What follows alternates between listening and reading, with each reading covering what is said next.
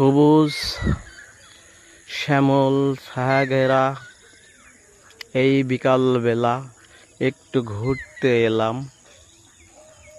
একটু হাওয়া আছে, খুব ভালো লাগছে এখানে।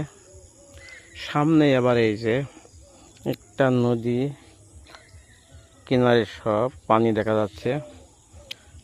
পুরা নদীটাই হচ্ছে পানায় পূর্ণ হয়ে আছে। সেই নদীর ওপারে দেখা যাচ্ছে সবুজ প্রকৃতি।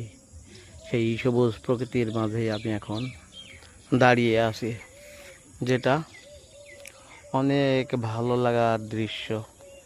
সবসময় এমন দৃশ্য পাওয়া যায় না।